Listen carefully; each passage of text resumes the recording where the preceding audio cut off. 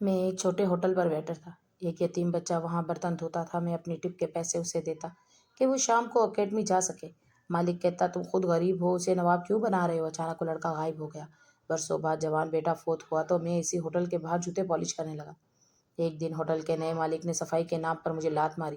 میرا سر پھٹا اور پالش کے ڈبے نالی میں جا گرے۔ میں سڑک پر پڑا اپنا سامان سمیٹ کر رو رہا تھا کہ تب بھی اسسٹنٹ کمشنر کی گاڑی وہاں رکی اور کوئی ساخت ہو گیا۔ جب وہ آفیسر میرے میلے ہاتھوں کو چومتا ہوا میرے قدموں میں بیٹھ گیا، ہوٹل کے باہر فٹ پاتھ پر بیٹھے مجھے دوسرا ماں تھا۔ میں اپنے جوتے پالش کرنے کے برش اور ڈبوں کو کپڑوں سے صاف کر رہا تھا کہ میری نگاہ سامنے ایک عالیشان ہوٹل پر گئی جہاں کبھی میں جوانی میں ویٹر کی نوکری کرتا تھا۔ اس کی عمارت سے اب پہلے سے کہیں زیادہ جدید اور خوبصورت ہو چکی تھی۔ یہ ہوٹل ایک نئے مالک نے خرید لیا تھا۔ میں نے یہاں چھوٹے موٹے کام کے لیے درخواست دی مگر مالک نے میرا مذاق اڑایا کہ اس عمر میں نہ تم سے چلا جاتا ہے نہ نظر آتا ہے، تو جاؤ جا کر گھر بیٹھو اور منہ اٹھا کر یہاں مت آ جایا کرو۔ میں نے کوئی غریب خانہ نہیں کھول رکھا جہاں فلاح و بہبود کے کام کرتا ہوں۔ اس کے لہجے میں تکبر بول رہا تھا۔ میری کمر اس کے سخت جملوں سے مزید جھک سی گئی اور میں جھکے سر کے ساتھ ہوٹل سے باہر نکل آیا جہاں میں کبھی عزت سے کام کرتا تھا مگر حالات نے مجھے اس ہوٹل کی دہلیز کے باہر لا بٹھایا تھا۔ میں نے ایک گہری سانس لی اور اپنے گزشتہ دنوں کو یاد کیا۔ وہ دن جب میں صاف ستھرے کپڑے پہن کر اس ہوٹل میں داخل ہوتا تھا، جب گاہک مجھے ٹپ دیتے تھے تو میں شکریہ کہتا تھا اور وہ پیسے اپنے بیٹے کی تعلیم کے لیے بچا لیتا تھا۔ آج وہی جگہ میرے لیے شجر ممنوع بن چکی تھی۔ میری بڑی ہوئی داڑھی الجھی ہوئی تھی، چہرے کی جھریاں اور کھردری ہتھیلیاں عمر بھر کی محنت اور ریاضت کی گواہی دے رہی تھی۔ نظر کمزور ہو چکی تھی کہ اکثر جوتے کی سلائی دیکھنے کے لیے مجھے بار بار جھکنا پڑتا تھا مگر پیٹ کی آگ بجھانے کے لیے مجھے کام کرنا پڑتا۔ اب اس بڑھاپے میں بیٹھ کر میں یہی کام کر سکتا تھا۔ ہوٹل کا نیا مالک ایک مغرور اور بدتمیز نوجوان تھا۔ اس کی عمر 30 سال کے قریب ہوگی، لیکن جب بھی وہ مجھے یہاں بیٹھا دیکھتا تو اس کے چہرے پر نفرت امڑ آتی۔ کئی بار اس نے مجھے یہاں سے ہٹانے کی دھمکیاں دی تھی لیکن میں اکثر رو پڑتا اور وہاں سے اٹھ جاتا۔ اس صبح بھی میں اس شدید سردی میں آ کر اس فٹ پاتھ کے قریب درخت کے پاس اپنے سامان لے کر بیٹھ گیا۔ جیب میں صرف 50 روپے تھے جبکہ بجلی، گیس کا بل اور مکان کا کرایہ سر پر تھا۔ مجھے ہر صورت پیسوں کا بندوبست کرنا تھا ورنہ چھت بھی چھن جاتی تو ایسے میں کہاں جاتا۔ کچھ گاہکوں نے اپنے جوتے صاف کروائے، چند 100 روپے مل گئے۔ ڈھارس بندی ایک صاحب نے 100 روپے کا نوٹ میری طرف پھینک دیا جو ہوا میں اڑتا ہوا نیچے گرا، لیکن میں نے جھک کر اسے اٹھا لیا۔ مجھ میں انا اور خودداری تو کب کی ختم ہو گئی تھی اور میں ہر لمحہ ذلت اور مشقت برداشت کرنے پر مجبور تھا کہ زندہ رہنے کے لیے یہ سب کرنا پڑتا ہے۔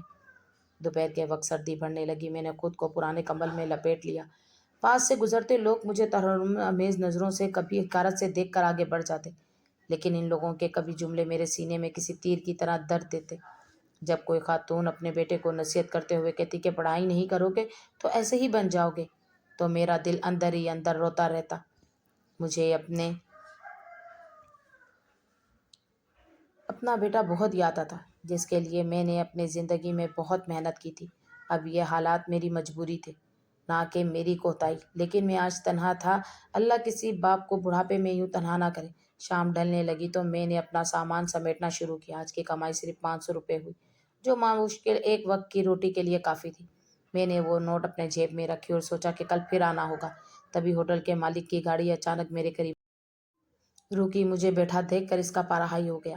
وہ اپنی گاڑی سے غصے سے نیچے اترا اور اس نے آؤ دیکھا نہ تاؤ مجھے ایک زوردار ٹھوکر ماری جس سے میں توازن برقرار نہ رکھ سکا اور منہ کے بل سخت سڑک پر جا گرا۔ میرا بوڑھا جسم اتنی تیزی سے اکڑا کہ میں سیدھا نہ ہو سکا۔ میرا ماتھا پتھر سے ٹکرایا اور خون کی دھار بہہ نکلی۔ درد کی ایک لہر میرے پورے جسم میں دوڑ گئی اور میں نے آہ بھری۔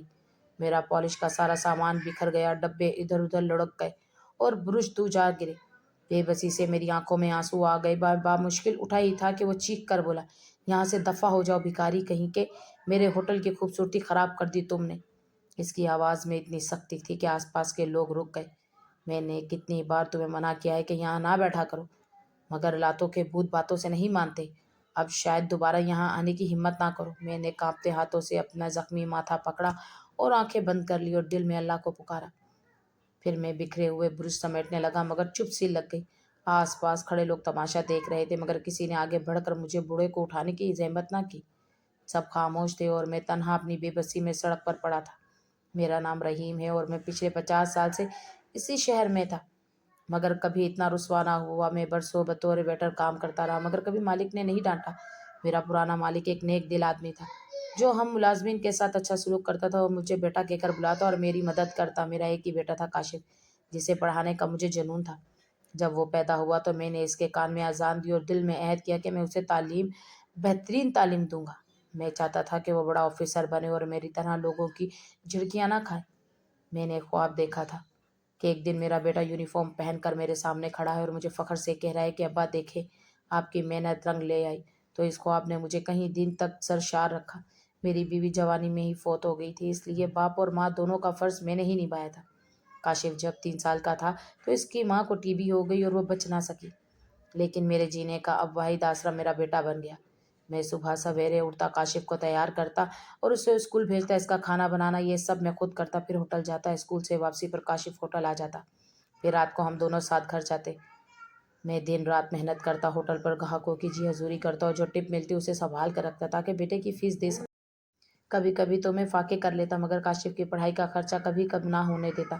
میں چاہتا تھا کہ میرا بیٹا بڑا آفیسر بنے۔ اس کی کاپیوں پر جب اچھے نمبر آتے تو میں خوشی سے پھولانا سماتا اور اسے گلے لگا لیتا۔ انہی دنوں ہوٹل پر ایک چھوٹا سا یتیم بچہ برتن دھونے کے لیے کام پر رکھا گیا، جس کا نام عدیل تھا۔ وہ 10-11 سال کا تھا، مگر وہ بہت کمزور تھا۔ اس کے ماں باپ ایک حادثے میں مر گئے تھے اور وہ اپنے ظالم چاچا کے پاس رہتا تھا۔ اس کا چچا ایک بے رحم انسان تھا، وہ اسے مارتا پیٹتا ہوا ہوٹل میں کام پر چھوڑ کر گیا۔ عدیل صبح سے شام تک برتن دھوتا اور جو پیسے ملتے وہ سب اس کا چاچا چھین لیتا۔ عدیل کی آنکھوں میں پڑھنے کی ایک عجیب سی تڑپ تھی۔ وہ اکثر برتن دھوتے دھوتے بڑی حسرت سے کاشف کو پڑھتے لکھتے دیکھتا۔ میں نے کئی بار یہ بات نوٹ کی تو میرا دل بھر آیا۔ ایک دن میں نے اسے ہوٹل کے پچھواڑے میں بیٹھے روتے ہوئے دیکھا۔ میں اس کے پاس گیا اور اس کے سر پر ہاتھ رکھا۔ میں نے پوچھا، بیٹا کیوں رو رہے ہو؟ کیا ہوا ہے؟ اس نے اپنی سسکیاں روکی اور بولا، چچا جان مجھے بہت مارتے ہیں، مجھے کتابیں نہیں لے کر دیتے اور نہ اسکول جانے دیتے ہیں۔ میں پڑھنا چاہتا ہوں لیکن میرے پاس پیسے ہی نہیں ہیں۔ اس کی تڑپ دیکھ کر مجھے اپنے بیٹے کا خیال آیا جسے میں آفیسر بنانا چاہتا تھا۔ میں نے سوچا کہ اگر میرا بیٹا پڑھ سکتا ہے تو یہ بچہ کیوں نہیں؟ یہ بھی کسی کا بیٹا ہے اور اس کے بھی خواب ہیں۔ میں نے عدیل کو اٹھایا اور اس کے آنسو پوچھے۔ میں نے اس سے کہا، بیٹا تم فکر مت کرو، میں تمہاری مدد کروں گا۔ تم دن میں یہاں کام کرو اور شام کو چھپ کر اکیڈمی جایا کرو۔ میں نے اس سے وعدہ کیا کہ میں اپنی ٹپ کے پیسے تمہیں دوں گا جس سے تم فیس اور کتابیں لے سکتے ہو۔ عدیل کی آنکھوں میں جیسے ستارے چمک اٹھے۔ وہ میرے قدموں میں گر گئے اور ایک دم مجھے بابا کہہ کر بولا، آپ فرشتے ہیں۔ میں نے اسے اٹھایا اور گلے لگا لیا۔ اس دن کے بعد میرا معمول بن گیا کہ میں اپنے بیٹے کے ساتھ ساتھ عدیل کی پڑھائی کا خرچہ بھی اٹھانے لگا۔ ہوٹل کا مالک اکثر مجھے دیکھتا تو طنز کرتا، رحیم تم خود 2 وقت کی روٹی کو ترستے ہو، پھر ایک نیا بوجھ اپنے کندھے پر کیوں اٹھا رہے ہو؟ ارے غریب گھر کے بچے بیرا گیری ہی کرتے ہیں، انہیں آفیسر کے خواب مت دکھاؤ، اپنے 4 پیسے بچاؤ اللہ کے بندے۔ مگر میں ہنس کر ٹال دیتا اور کہتا کہ سیٹھ جی، علم تو بادشاہ بنا دیتا ہے، کیا پتہ یہ بچہ کل کو اپنی تقدیر بدل دے۔ میرا یقین تھا کہ نیکی کبھی ضائع نہیں ہوتی۔ میں جانتا تھا کہ ایک یتیم بچے کی مدد کرنا بہت بڑی نیکی ہے اور اللہ اس کا اجر ضرور دے گا۔ عدیل نے مجھے کبھی مایوس نہیں کیا اور میں اس کی محنت دیکھ کر خوش ہوتا رہا۔ عدیل بہت ذہین تھا، وہ دن میں برتن دھوتا اور ہاتھ کالے کرتا، مگر شام کو صاف ستھرے کپڑے پہن کر اکیڈمی جاتا اور پوری لگن سے پڑھتا۔ میں نے اس کے لیے کپڑے بھی خریدے اور جوتے بھی۔ وہ جب اکیڈمی جاتا تو دوسرے بچوں کی طرح ہی لگتا اور کوئی اسے یتیم نہیں کہہ سکتا تھا۔ اس کی صاف ستھری واضح قطعے دیکھ کر کوئی یہ اندازہ نہیں لگا سکتا تھا کہ یہ لڑکا صبح سے شام تک ہوٹل کے چھوٹے برتن دھوتا ہے۔ میں نے اس کے لیے 2-3 جوڑے کپڑے لیے تھے تاکہ وہ ہر روز تبدیل کر سکے اور کلاس میں کسی سے کم نہ لگے۔ وہ ہر امتحان میں اول آتا اور اپنی رپورٹ کارڈ سب سے پہلے مجھے دکھاتا۔ جب بھی وہ اچھے نمبر لاتا تو اس کی آنکھوں میں ایک عجیب سی چمک ہوتی تھی۔ وہ ڈرتا ہوا ہوٹل آتا اور بولتا، بابا دیکھیں میں پھر فرسٹ آیا ہوں۔ میں اس کی رپورٹ کو دیکھتا اور خوشی سے اس کے سر پر ہاتھ پھیرتا۔ میں اسے گلے لگاتا اور کہتا، شاباش بیٹا، تم نے بہت اچھا کیا، تمہاری محنت رنگ لا رہی ہے اور ایک دن تم ضرور کامیاب بنو گے۔ میرا بیٹا کاشف پڑھائی میں اوج درجے کا تھا، مگر عدیل کی ذہانت کمال کی تھی۔ کاشف محنتی تو تھا لیکن اس کی صلاحیت عدیل جتنی تیز نہیں تھی۔ لیکن میں دونوں بچوں کو ایک ساتھ پڑھتا ہوا دیکھتا تو خوش ہوتا۔ دونوں میں اچھی دوستی ہو گئی تھی اور وہ بھائیوں کی طرح رہتے تھے۔ میں دونوں بچوں کو ایک ہی نظر سے دیکھتا تھا، بلکہ عدیل کی یتیمی کی وجہ سے اس پر زیادہ شفقت کرتا تھا۔ جب بھی میں کچھ خریدتا تو دونوں کے لیے لاتا۔ اگر کاشف کو کوئی چیز دیتا تو عدیل کو بھی وہی چیز دیتا تاکہ اسے احساس کمتری نہ ہو۔ عدیل مجھے اپنا باپ مانتا تھا اور میں اسے اپنا بیٹا سمجھتا تھا۔ ہوٹل پر کام کرتے ہوئے جب بھی میری نظر اس پر پڑتی تو میرا دل خوشی سے بھر جاتا کہ میں ایک یتیم کی زندگی بدل رہا ہوں۔ कहीं साल यूं ही गुजरते गए। अदीला 15 साल का हो चुका था। अच्छे कद काठ का था। इसके चेहरे पर अब जवानी के आसार नमूदार होने लगे थे, लेकिन इसकी आंखों में वही मासूमियत और पढ़ने की लगन मौजूद थी। इसके चचा इस पर अब भी उसे मारता पीटता इसकी कमाई हड़प कर जाता, मगर वो बड़ा साबरीन लड़का था। इसकी मेहनत रंग लाई। इसने मैट्रिक बोर्ड के इम्तिहान याद दिए। जब नतीजा आया तो पूरे शहर में इसके नाम का चर्चा हो गया। अखबार में इसकी तस्वीर छपी और अकेडमी वालों ने इसे इनाम दिया। मैंने जब यह खबर सुनी तो मेरी खुशी की कोई इंतहा न रही। मैं इस दिन काम छोड़कर अकेडमी गया और अदील को गले लगाया। मेरी आंखों में खुशी के आंसू थे और मैंने अल्लाह का शुक्र अदा किया कि इसने मेरी नेकी को कबूल किया। मैंने खुशी में उसे नए कपड़े और घड़ी लेकर दी। मैंने अपनी पूरी माहाना तनख्वाह खर्च करके इसके लिए एक अच्छा सूट खरीदा और एक खूबसूरत घड़ी भी लाया। अदील ने जब वो तोहफे देखे तो रो पड़ा। इसने मेरे हाथ चूमे और लरजती आवाज़ में बोला, बाबा आप मेरा फ़ख्र है। तो मैंने फ़र्ते जज्बात में उसे अपने सीने से लगाया। वो बहुत खुश था और उसकी खुशी देखकर मैं मुस्कुरा दिया। मैंने कभी नहीं सोचा था कि किसी की खुशी मेरे लिए इतनी अहमियत रख सकती है। अदील की कामयाबी मेरी अपनी कामयाबी थी और मैं उसे अपना बेटा ही समझता था। होटल के मालिक ने मेरी तारीफ की और कहा कि रहीम तुमने वाकई एक अच्छा काम किया। मैंने हंसकर कहा, सेठ जी ये तो अल्लाह का फजल है। फिर एक दिन अचानक अदील गायब हो गया। वो सुबह होटल नहीं आया और ना ही शाम को अकेडमी गया। मैं परेशान हो गया कि शायद बीमार ना हो या कोई मसला हो। मैंने दिन भर इंतज़ार किया लेकिन वो नहीं आया। शाम को मैं इसके घर गया तो देखा दरवाजे पर ताला लगा हुआ था। तो मेरा दिल बैठने लगा। मैंने पड़ोसियों से पूछा तो पता चला कि इसके चचा रातों रात मकान खाली करके भाग गया है, क्योंकि इस पे कर्ज बहुत था। कर्ज ख्वाह इसके पीछे पड़े हुए थे। अलबत्ता एक पड़ोसन ने बताया कि दिल रो रहा था और चीख चीख कर कह रहा था कि मुझे नहीं जाना, मगर इसके चचा ने इसकी एक ना सुनी।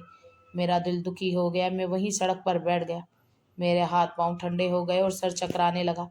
मैंने बहुत ढूंढा मगर इसका कोई सुराग ना मिला। मैं पुलिस थाने गया और रिपोर्ट लिखवाना चाहिए, लेकिन पुलिस वालों ने कहा चचा इसका सरपरस्त है और उसे जहाँ ले जाना चाहे ले जा सकता है। उन्होंने मेरी कोई मदद नहीं की और मुझे वापस भेज दिया।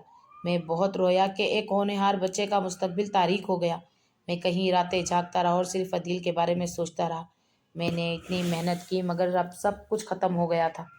मैं अल्लाह से दुआ करता रहा कि वो अदील की हिफाजत फरमाए और उसे दोबारा पढ़ने का मौका मिले। होटल के मालिक ने ताना दिया, रेखा रहीम, मैं ना कहता था कि इन लोगों की नस्ल में वफा नहीं होती। तुमने अपना पैसा और वक्त बर्बाद किया। वो भाग गया और तुम्हें खबर तक ना होने दी।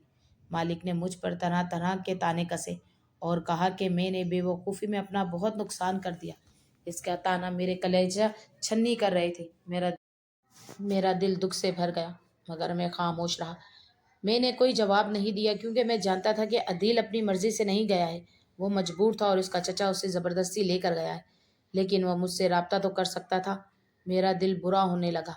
दिन गुजरते गए मगर अदील का कोई पता नहीं चला, मगर मैं हर रोज़ इसका इंतज़ार करता रहा, लेकिन वो कभी नहीं आया। वक्त गुजरता गया। मैं बूढ़ा हो गया और होटल की नौकरी से रिटायर हो गया। मेरी उम्र अब 60 साल से तजवीज़ कर चुकी थी और जिस्म में पहले जैसी ताकत नहीं रही थी। कमर झुक गई थी और बाल सफ़ेद हो चुके थे।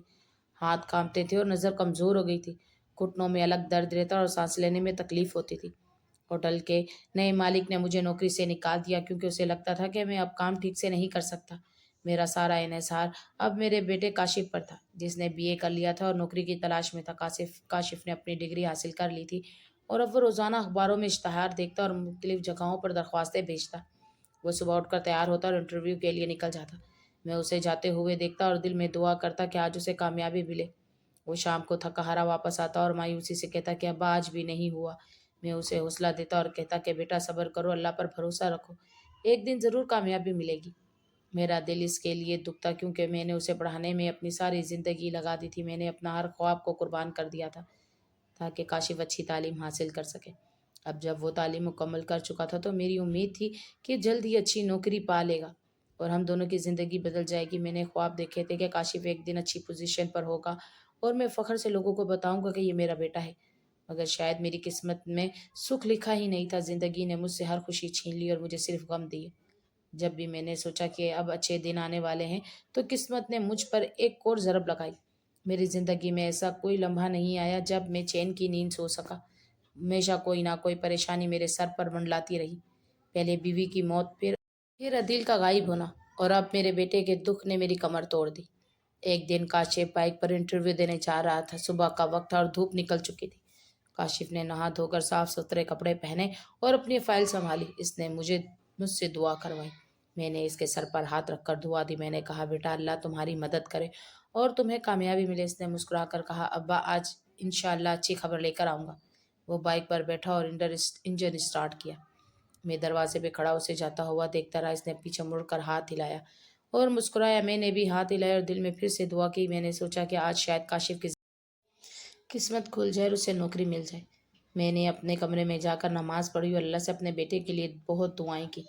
मैंने कहा, ए अल्लाह, मैंने अपनी सारी ज़िंदगी मेहनत की है, अब मेरे बेटे को कामयाबी दे। दोपहर का वक्त हुआ और मैं घर में इंतज़ार कर रहा था। काशिफ ने कहा था कि वो दोपहर तक वापस आ जाएगा। मैंने खाना बनाया और इसका इंतज़ार करने लगा। घड़ी की तरफ देखा और सोचता कि शायद इंटरव्यू लंबा चल रहा होगा। तभी बाहर से शोर की आवाज़ आई। मैंने दरवाज़ा खोला तो देखा दरवाजे पर लोगों का हजूम जमा हो रहा है। मेरा दिल बैठने लगा। मैं तेज़ी से बाहर निकला। मैंने भीड़ को चीरते हुए आगे देखा तो मेरे पैरों तले से ज़मीन निकल गई। मेरा बेटा खून में लथपथ था। एक तेज़ रफ्तार ट्रक ने उसे कुचल दिया। ट्रक वाला भाग चुका था और लोग सिर्फ तमाशा देख रहे थे। मैं आगे बढ़ा तो देखा काशिफ का जिस्म बेहरकत था। मेरा जवान बेटा, मेरे बुढ़ापे का सहारा, मेरी आंखों के सामने दम तोड़ गया। मैंने चीख मारी, इसके सर को अपनी गोद में लिया और जोर जोर से हिलाया। मैंने कहा, काशिफ बेटा आंखें खोलो, अब्बा को देखो, मुझे छोड़कर मत जाओ बेटा। लेकिन इसकी आंखें बंद थी और सांसें रुक चुकी थी। इसके जिस्म में कोई हरकत नहीं थी और इसका जिस्म ठंडा हो चुका था। मैं इसकी लाश से लिपट कर धाड़े मारता रहा मगर वो वापस ना आया। मैंने इसके चेहरे को अपने आंसुओं से धोया और इसके माथे को चूमा। मैंने कहा, बेटा तुमने मुझे अकेला छोड़ दिया, अब मैं किसके सहारे जीऊँगा? तुम मेरी ज़िंदगी थे, मेरी उम्मीद थी और तुम चले गए। लोगों ने मुझे पीछे हटाने की कोशिश की लेकिन मैं नहीं हटा। मैं अपने बेटे को पकड़े रहा और रोता रहा। काशिफ की मौत से मेरी सारी उम्मीदें, सारी ख्वाहिशें और सारी मेहनत एक लम्हे में खाक में मिल गई। अब मैं बिल्कुल तन्हा रह गया था। ना जमा पूंजी थी, ना सहारा मेरे पास, ना कोई रिश्तेदार था, ना कोई दोस्त। मैं इस दुनिया में बिल्कुल अकेला रह गया था। लोगों ने काशिफ की लाश को अस्पताल पहुंचाया लेकिन डॉक्टरों ने कहा कि वो मौके पर ही फौत हो गया था। मैंने अपने बेटे को अपने हाथों से गुस्ल दी और कफन पहनाया। मैंने इसकी नमाज़े जनाजा पढ़ी और उसे कब्र में उतारा। जब मट्टी इसके कफन पर पड़ी तो मेरा दिल फट गया। मैं कब्र के पास बैठकर रोया और कहा, बेटा तुमने अब्बा को बहुत जल्दी छोड़ दिया, मैं अब कैसे जीऊँगा? मैंने सारी रात कब्रिस्तान में गुजारी और अपने बेटे से बातें करता रहा। काशिफ की मौत के बाद मेरी ज़िंदगी एक अंधेरे में तब्दील हो गई। मैं दिन रात रोता रहा और इसकी यादों में खोया रहता। घर में इसकी हर चीज़ मुझे इसकी याद दिलाती। इसके कपड़े, इसकी किताबें, इसकी तस्वीरें, सब कुछ मेरे दिल में छुरा घोंपते। मैंने इसके कमरे को यूं का त्यों ही रखा और रोज़ाना वहाँ बैठकर रोता। मैंने सोचा कि शायद ये एक ख्वाब है और काशिफ वापस आ जाए, लेकिन ये हकीकत थी जिससे भागा नहीं जा सकता था। पेट की आग बुझाने के लिए मुझे फिर से मेहनत करनी पड़ी। इस उम्र में कोई भारी भरकम काम नहीं हो सकता था।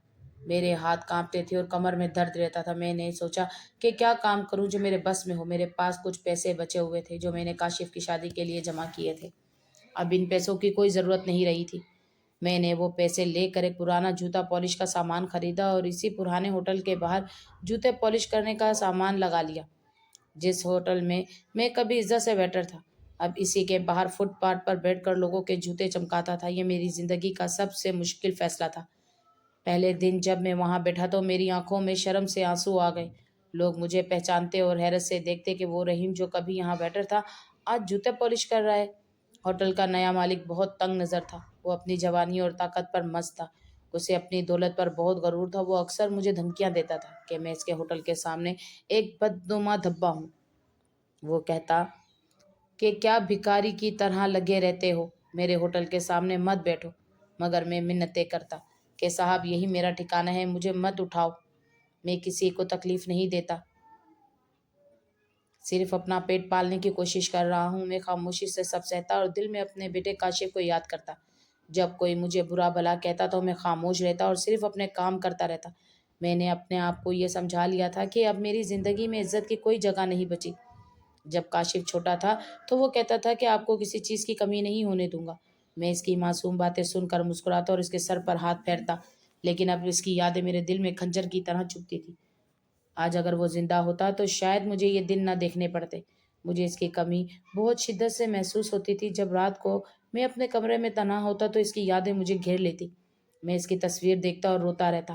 میں سوچتا کہ اگر وہ ہوتا تو مجھے سہارا دیتا اور میں اس بڑھاپے میں آرام سے رہتا، لیکن قسمت نے مجھے یہ سکھ نہیں دیا اور میرے بیٹے کو مجھ سے چھین لیا۔ تنہائی مجھے کاٹنے کو دوڑتی تھی۔ رات کو جب میں گھر لوٹتا تو اندھیرا اور خاموشی میرا استقبال کرتی۔ کوئی مجھ سے پوچھنے والا نہیں تھا کہ کیسے ہو، کیا کھاؤ گے۔ میں کھانا پکاتا اور اکیلا ہی کھا لیتا۔ کہیں بار تو میں بھوکا سو جاتا کیونکہ کھانا پکانے کی ہمت نہیں ہوتی تھی۔ میں سوچتا تھا کہ زندگی نے مجھے کس موڑ پر لا کھڑا کیا ہے، جہاں میں بالکل تنہا ہوں اور کوئی میرا اپنا نہیں۔ ہر جمعے کو میں قبرستان جاتا اور کاشف کی قبر پر پھول رکھتا۔ میں کہتا کہ بیٹا، تمہارے ابا بوڑھا ہو گیا ہے اور تمہاری بہت یاد آتی ہے۔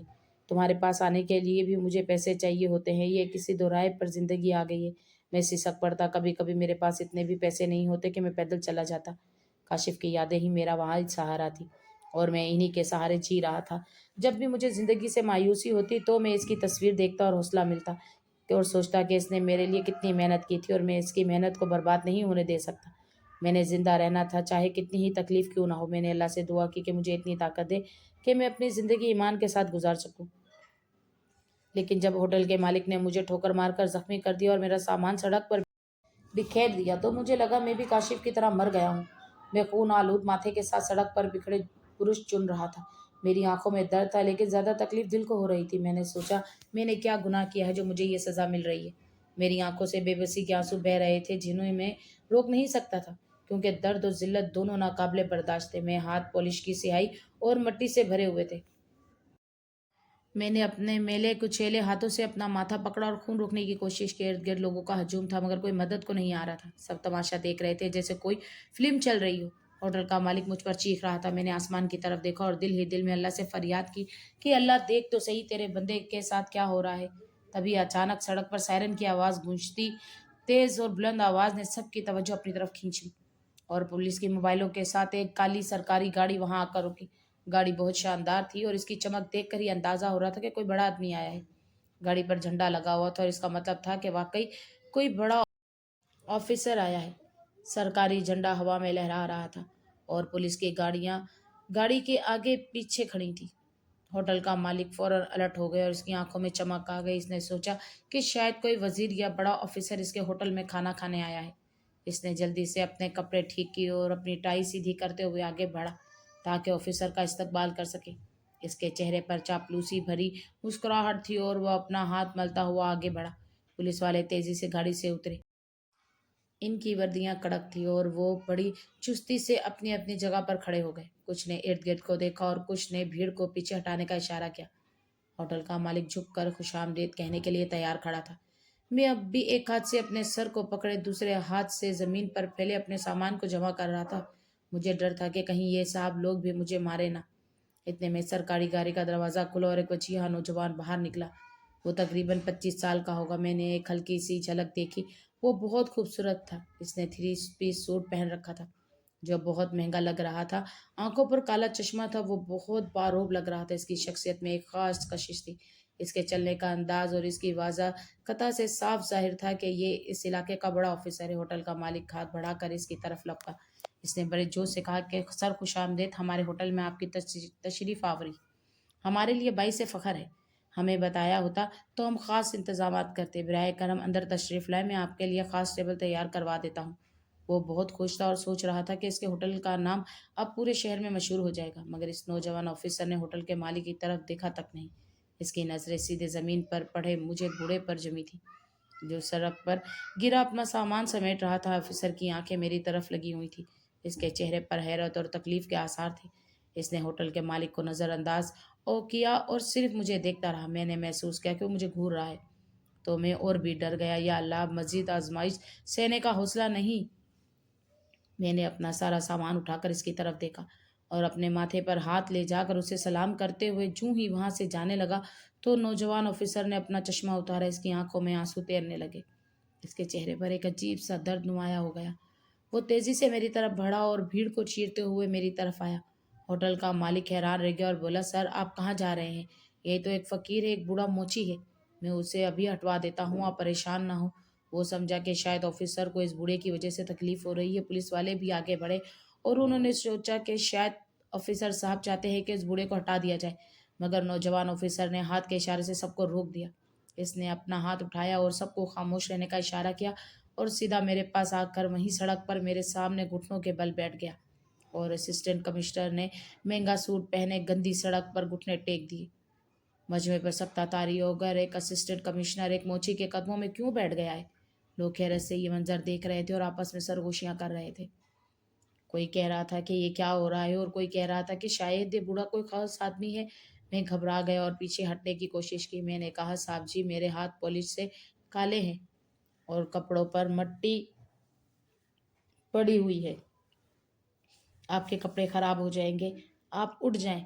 बिराए करम में बहुत शर्मिंदा था और मैं नहीं चाहता था कि कोई ऑफिसर मेरी वजह से अपने कपड़े खराब करे। मगर इस नौजवान ने मेरे खून आलूद माथे को देखा, फिर मेरे जख्म को देखा तो इसका चेहरा गम से भर गया और इसने मेरे खुरदरे हाथों को अपने हाथों में थाम लिया और फिर इसने मेरे हाथों को चूमना शुरू कर दिया। वो हिचकियों में रोने लगा।